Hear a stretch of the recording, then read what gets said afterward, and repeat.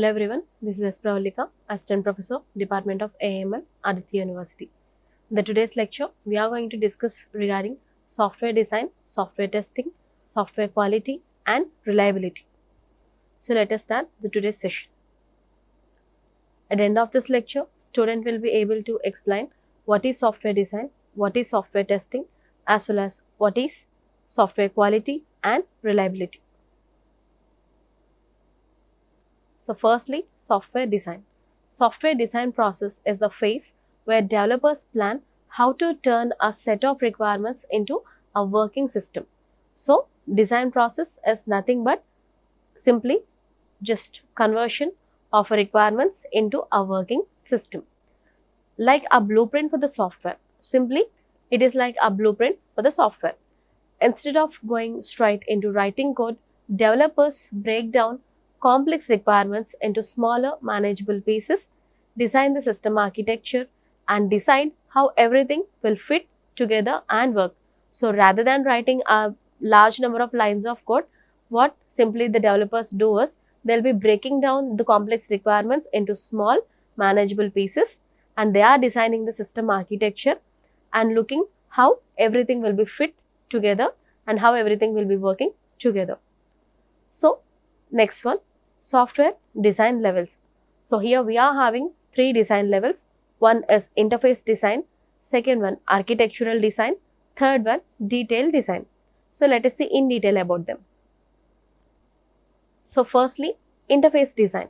Interface design is the specification of interaction between a system and its environment. So, this is the specification of interaction between the system as well as the environment.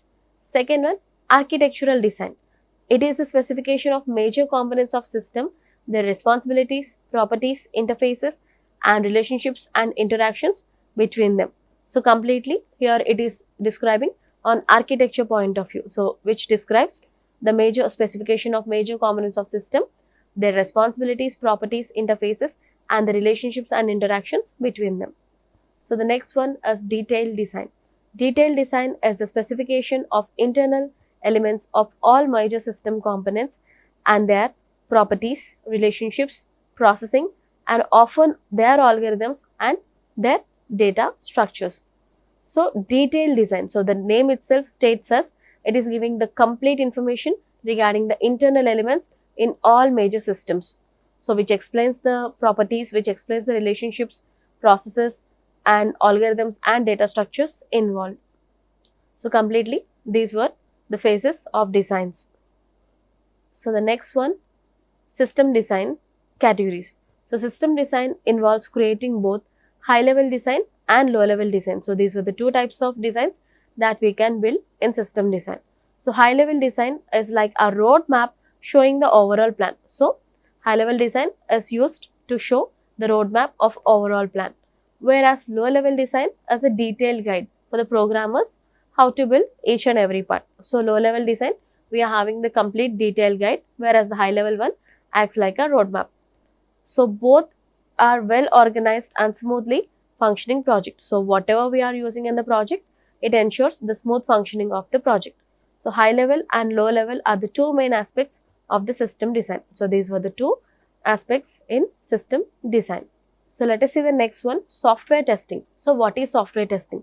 Software testing is a process of verifying and validating whether the software product or application is working as expected or not. So, ensuring whether the software product is working perfectly or not. And the complete testing involves identifying errors and bugs that cause future problems for the performance of an application.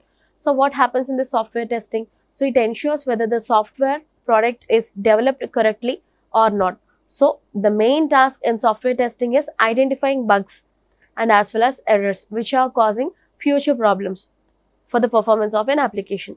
So, it identifies the bugs as well as issues. And software testing is classified into two categories, verification and validation. So, let us see about verification and validation. What is verification? This step involves checking if the software is doing what is supposed to do. So, verifying whether what exactly the software needs to do is working or not. It's like asking, are we building the product right way? So it is like a questionnaire. So are we building the product in a right way? Validation. So validation actually meets the customer needs and requirements. So it is like asking, are we building the right product? So both are different, verification and validation. Verifying, are we building the right product or not? Validation, are we building the right product? So this was the difference between verification and validation. And this is regarding the software testing. So in detail regarding software testing, we are going to cover in the upcoming classes. So next one, software quality and reliability. So what is software quality and reliability? So let us see about quality first, then going for the reliability. So traditionally, the quality of a product is defined in terms of its fitness of purpose. So we are going to check the quality in terms of fitness. So next one, a good quality product does exactly what user wants it to do. Since for almost every product, fitness of the purpose is interpreted in terms of satisfaction of requirements laid down in the SRS document. So for every documentation, for every quality assurance, we are going to check some criteria which was specified in the SRS documentation. So to enhance the product fitness as well as to enhance the requirements laid. So everything needs to be followed from the SRS documentation. So even the good quality product also ensuring these things from the SRS document. So the modern view of quality associates with a software product several key quality factors such as following. So to ensure the quality association, we need to check the following quality factors, and those quality factors are portability firstly. So portability, what is meant by portable?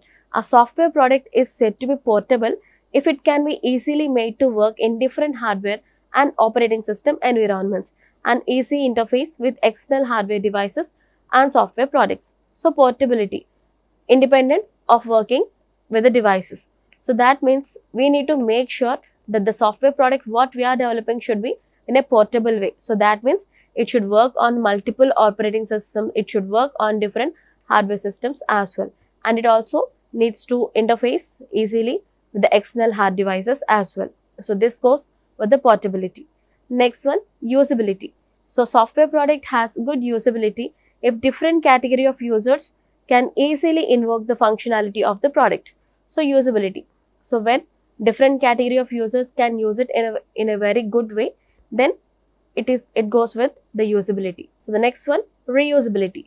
A software product has good reusability if different modules of the product can be easily reused to develop new products. So if we are able to develop different modules from the existing one, then we can say that the software has good reusability. Next one, correctness. A software product is correct if different requirements as specified in the SRS have been correctly implemented. So if we have documented the product, if we have just a product with the correct specification, if we have the requirements specified according to the SRS document, then we can say the product is with the correctness and it is having a good quality. Next one, maintainability. A software product is maintainable if errors can be easily corrected. If we are able to correct the errors in an ease of way, then we can say a software product is maintainable. So the last one, a software reliability. So what goes with this reliability? Reliability of software product essentially denotes its trustworthiness. So here we are just checking the trustworthiness of the software product. So this is what the software reliability mean by.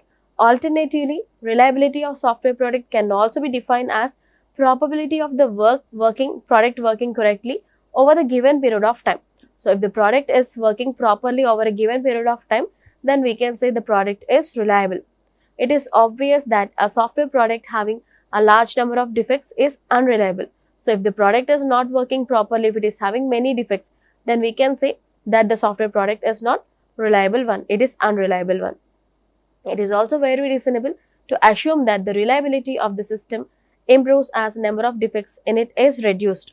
So if the inability or else if the defects in the product is completely reduced, then we can say we can have a reliability of the system. So we can say, and we can also assume that the reliability of the system improves. So this is regarding the software reliability. At the end of the session, a student will be able to explain software design, software testing, as well as software quality and reliability. Thank you.